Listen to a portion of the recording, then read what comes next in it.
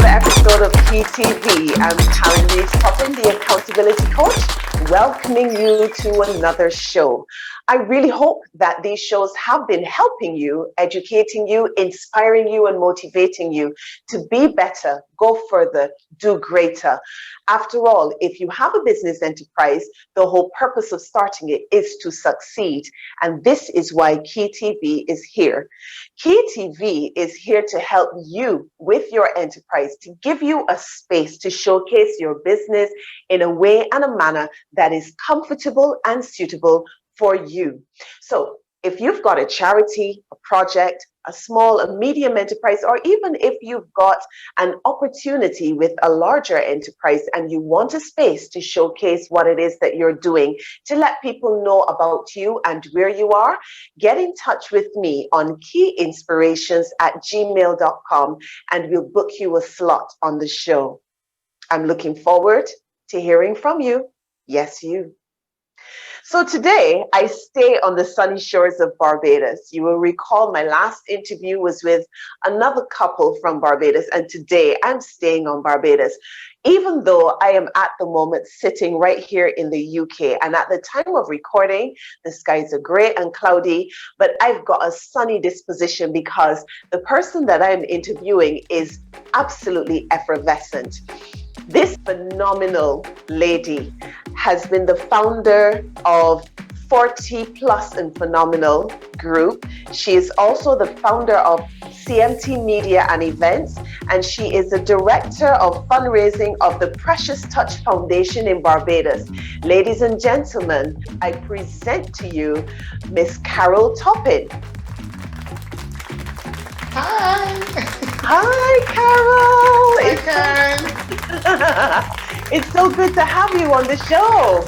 I am honored. I am truly honored. Well, and just to dispel, the question that is now arising in everyone's mind, no, we are not related. No, not that we know of. No. Not that we are aware of. But Carol, thank you so very much for agreeing to be a guest on Key TV.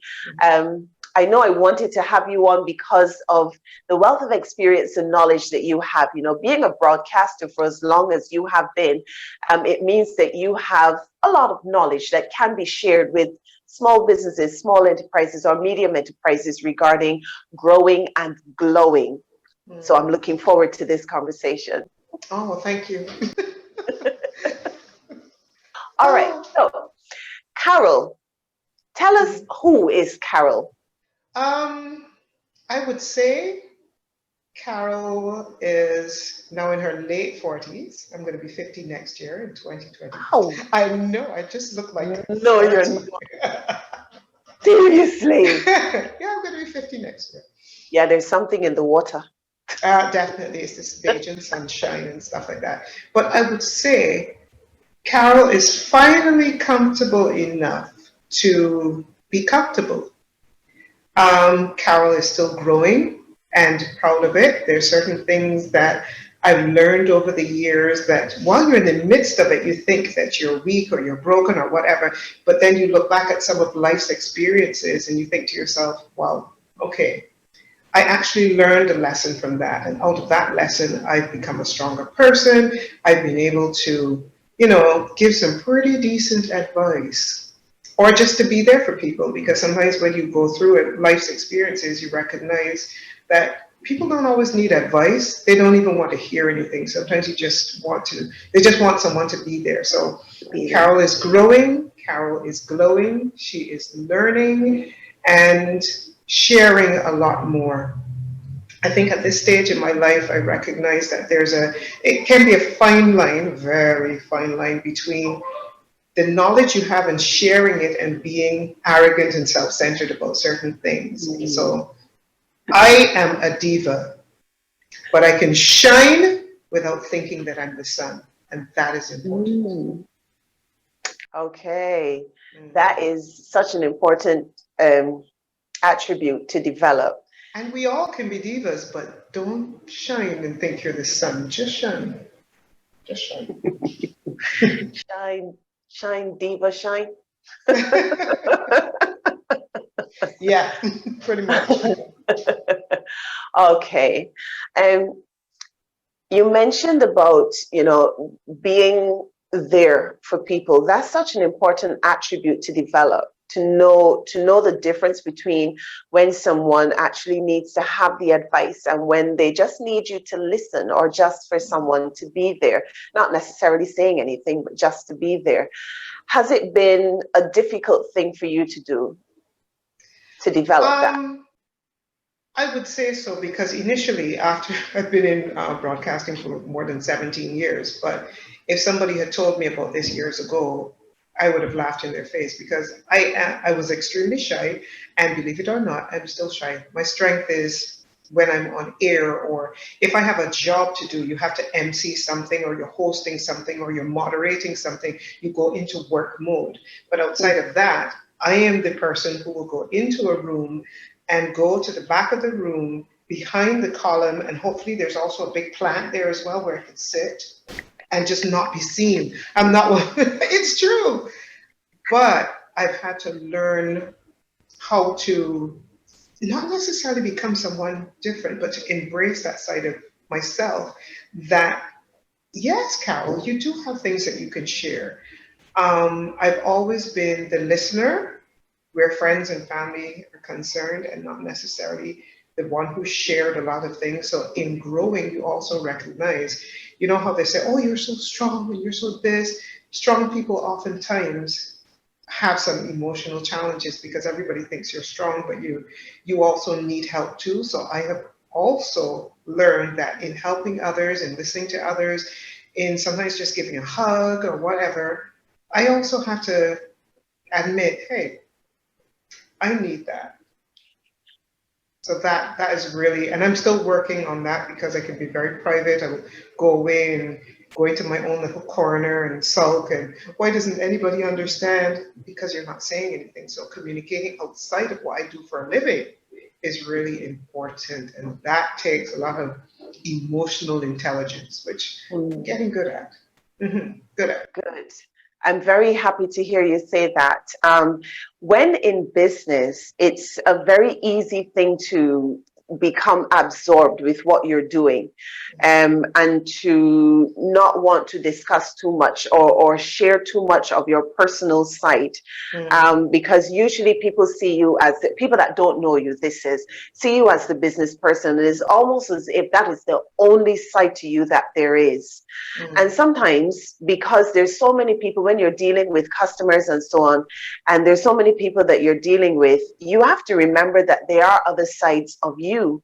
My sister always says to me, there's only one of you, but the truth is that there's so many different sides to the one of you. Yes. And people generally tend to tunnel focus and see one side rather than looking at the multidimensional you. So it's important that we remember we are multidimensional people, and when we need help to say something, reach out for it, especially if you are usually the strong one. Oh, The strong yes. one, the strong one usually Strong never one. reaches out. No, no, no. And because I think it's okay to kind of focus on one side of you at a time, but the point is you have to get to all sides of you as well, because children see you as mom. If you have a partner, a husband, a wife, they see you as whatever. If you have friends, they see you as a friend, mother, whatever. But you also have to learn how to take care of those sides of yourself. We're multifaceted, and you have to do that. You can't just be in one mode constantly, because there are times, even in business, where you've got the business side of you very, hopefully very honest, very direct, very focused, but then say the other side of you that can be very jovial with your friends. You need to pull in a little bit of that, because there are some customers, they only want the how much is it, when can it be delivered, when can you show up, da da da. Absolutely. And then there are other customers who require a little bit of your jovial side. You wouldn't share all that you share with your friends, but they do want a little bit of humor because they want some warmth. You understand? So we are multifaceted, yes, but it can also feed well into our businesses if we know how to manage those sides of ourselves. Yes. Fantastic. All right. So let's talk about Carol, the business person. You've got this group, 40 plus and phenomenal. The name alone made me smile the first time I heard about it. 40 plus and phenomenal. You know, people say life begins at 40, and some people think that life, you know, is kind of going down Ends the at downhill 40. slide when you get to 40. So It's true. I was very happy when you brought up this group, 40 plus and Mm. phenomenal. Tell us, what was the rationale behind starting a group like this? 40+ and Phenomenal came to me, probably not the name of it, but the concept of it came to me when I was about 35 years old. And I started looking around and I thought to myself, well, in 5 years, I'm going to be 40, but I don't want it to be just that. I want more. I want the real life begins at 40. So I thought about it and I said, this is something that I'm going to do. Let's fast forward to turning 40. And then it kind of started very casually with friends. As women do, we tend to talk. We tend to have our inner circle and we talk, but we also, it's kind of like those mid-30s into our mid-40s can be probably like the busiest decade that we can have, because that's when either you had children and they're kind of becoming young adults, or you're finishing up some career goals, or you're being promoted, or you finally stepped out and started a business, or watching your business grow, and you've got all these things going on, and you do have your friends, but you recognize that you don't spend as much time together. So I thought, yes, and you need that time. That's another part of yourself that you need. And I thought, okay, let's do something a little bit more formalized where we actually make time to have conversations and go out and all those kind of things. And at about 42, I was working with a particular station, and I had this informal 40 plus and phenomenal going on. And I went to my boss and I said, look, I have put together a radio show. And I was very meticulous because it's a business plan, basically. Even for radio, you can be working in radio. You have to set out, I have this program idea, great. What does it look like? Because your program manager is going to want to know, what time is it going to start? What time is it going to end? Will you have room for sponsors? What is the whole concept? So I laid it out. He sat there and he listened and he was like, He was like, okay, I'll just do it. I was like, what? Oh, okay, well, yeah, well, because I expected to have to argue for this thing, you know. And I started then. I did it on a Saturday afternoons from 2 to 3. And it just kicked off. We just started talking about things, and then women would be messaging during the show, and they would call after the show. Oh my goodness, can we discuss this? Can we talk about that? Can we talk? And that is how it grew from just a kind of informal, organized type thing to a radio show. Now I work with the Starcom network of companies, and it is, once it's in season, because COVID kind of shut down a lot of that, because I wasn't feeling very well at all during the COVID season. Thought I had it. But anyway. Thankfully you didn't. No, I didn't. No, I didn't. But once it is running, it runs in 8-week seasons, and it goes simultaneously on 2 radio stations, Life 97.5 FM and the Beat 104.1 FM here in Barbados. And we talk about all kinds of things: food, family, friends, relationships. We have seasonal things. We do things for Easter. We do like International Women's Day, something really special. Our independence here in Barbados is November 30th, so we always do something really big for there. And I am a Christmas freak. Yes, I am. I make no excuses. Are you one of these? Are you one of these Christmas in October people? Hello. They call me Tinsel Toppin. Yes, I've got it all sorted. I've got my headpieces. I've got my flashing kind of jumpers and all. I lived in England for years, and the things that I love was crazy jumpers, Christmas jumpers. They are life. Right, so for the Christmas season, I always have something really big and festive and special. Like 2 years in a row, we've done Christmas catwalk. And you know, Karen, with your experience as, coming from Barbados, you know that Christmas is a big thing. You want to get big thing. So that's what Christmas catwalk is all about. Let's put on some really nice clothes and strut your stuff and hang out and stuff like that. So that is how it grew. And then the women started asking about, okay, we love the radio show, we love the conversations, we love the Christmas catwalk, but we want to do other stuff. We want some more social things. So we started to do a lot more social events, and then there's seminars. Like the last one I would have had, it was supposed to be in March, March 28th, and March 28th this year is exactly when we went on lockdown. On lockdown. So I had to postpone our seminar, which was called The Real Hot Girls, Menopause and Me. Woo! That. Sorry, say that again, say that again. No, you got to say that again. The Real Hot Girls, Menopause and Me. Hi. So okay. we had to postpone that, but we ended up having it last month. Was that August? Yeah. Was it August? The end of August. And okay. One of the beautiful thing about the following and the ladies who are really into 40 plus and phenomenal, I had booked a smaller venue because I like more intimate events. And nobody asked for a refund in March. Nobody. They said, Carol, whenever you do it. And I was like, look at this. Wow. And coming out of that, now we decided we wanted to do it. And sure, you want to ask something? That says a lot about the level of trust that they have in you and the type of integrity that you have. It must speak volumes for you.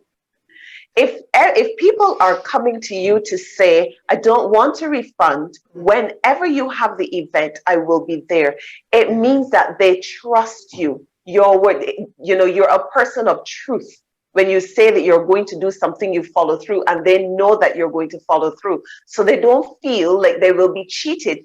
That's amazing, Carol. It takes years for some people to build that up.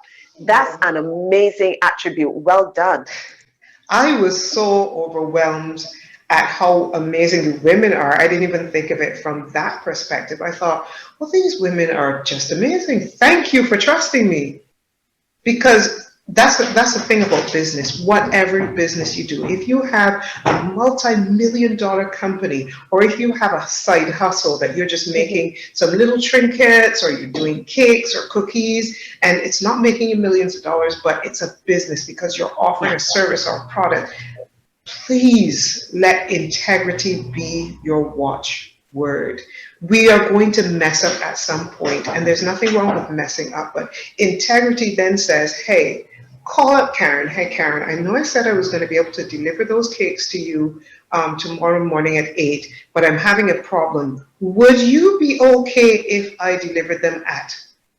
Or tomorrow instead, as opposed to, well, I can't do it right now, and you'll have to wait. And integrity says, if you cannot perform a function, if you cannot come through with your service, that you contact that person before they hear about it or it's posted or whatever, and you say, listen, we're having a challenge, or the event is not going to be held. These are the options I have available for you. Would you like to get a refund, which is what I offered? Would you like to hold on to your receipt or your ticket or your blah, blah, blah, blah until we do it next time? You have, integrity has to be your watchword. Has to be.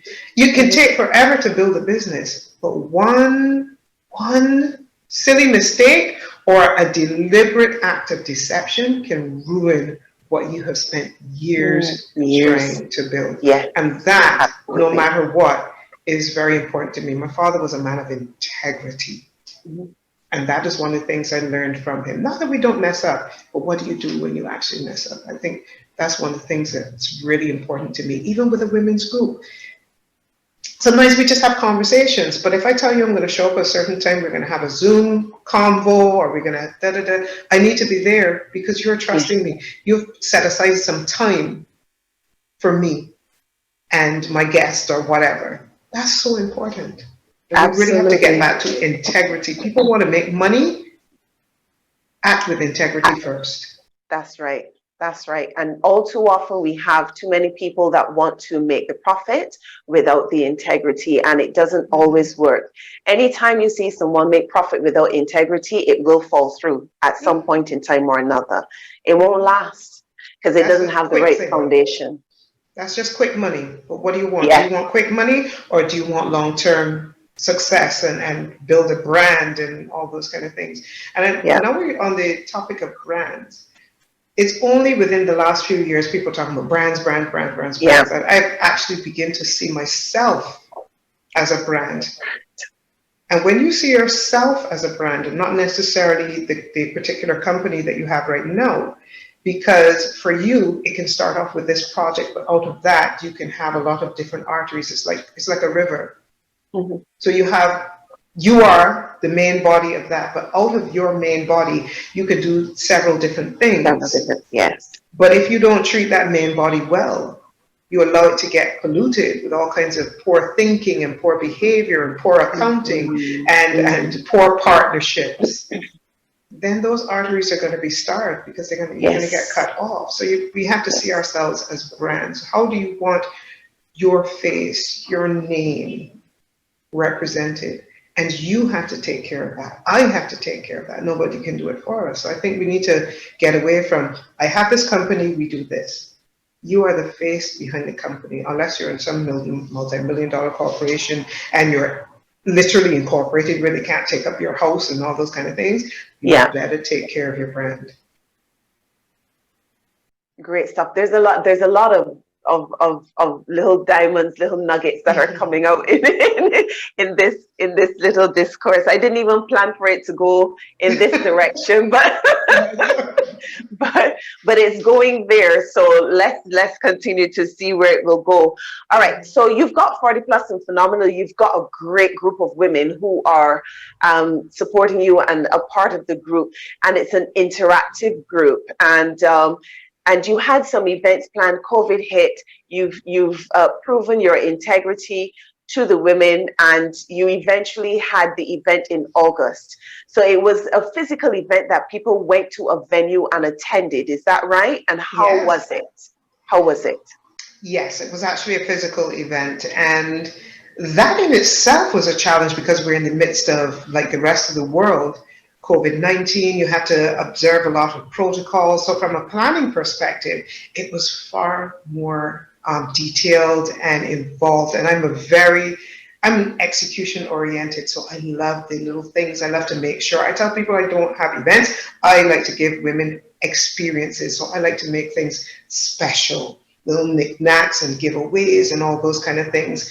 The numbers actually increased from what I was originally planning in March. So I was really, really excited about that. I was like, wow. And I have a small team. We don't have an official team, but when it events, there are a core group of people that will come together and help me plan. So from a physical location perspective, we had to make sure we had the right place, make sure it was well ventilated, observing these protocols. And then there were little things that, we all knew that we would have to have these sanitizing stations, we would have to have the temperature checks, all of those things. They were the obvious, they've become a part of our lives now to the point that you don't even want to go into a store, but that's another story. But things like food, because I always serve refreshments. I literally had to sit down and think, well, okay, before we would have our warmers out and people would either serve themselves, and you can't do that anymore. So you had to think about containers to put things in, have everything packaged out.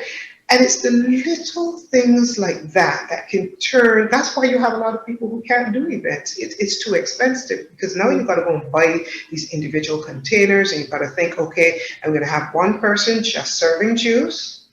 I'm going to have one person just serving the tea, make sure that they're gloved up and stuff like that. The gloves are changed regularly. It's little things like that, but the support from the ladies and the reports afterwards, I love the way that your team worked. And it's not about me, it's about a group of women that come together. They understand your vision, or they don't even have to understand your vision. They're willing to execute that vision, which is very important in business. Some people will catch the vision, other people will help you to execute the vision. They don't have to understand it, just execute it. And then you leave people with the kind of thing in there. Most people left like, okay, I can go out to certain types of events now because the people are still on shore in August. I can't go out to certain events because once they're done right and once people follow the protocols, then we should feel safe. So we had we had a really, really lovely evening. We really, really did. So I can't complain. I am very, very happy to hear that. You know, you were sitting there talking about all of the planning, and the two words execution strategist came to mind. Yeah. Execution strategist, that's what you are. Someone that pays attention to the finer details to Details. make It sure makes that a difference. every little thing, because it's not just an event, it's an experience that people need. And once they have that experience, then they will come back. Anytime you Yes. have another event, they will come back because they remember how good you made them feel. That's amazing.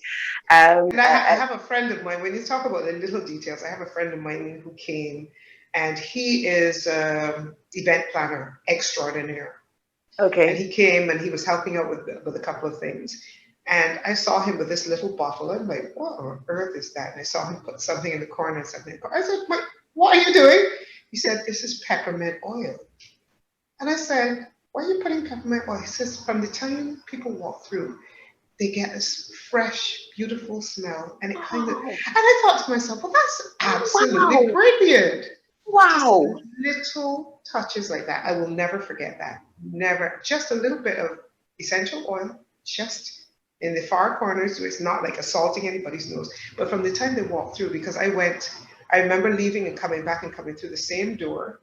And I thought, wow, that's amazing. It's the little things. What can you do in your business that would be considered very little, but make a difference to your customer? Things like labeling things. How can your packaging stand out? If you still have a storefront, what can you do to make your store stand out from everybody else's? Everyone else. Or three or four that happen to do the same business that you do. It's the little things that count, and it must be genuine, not just a funny. Yes.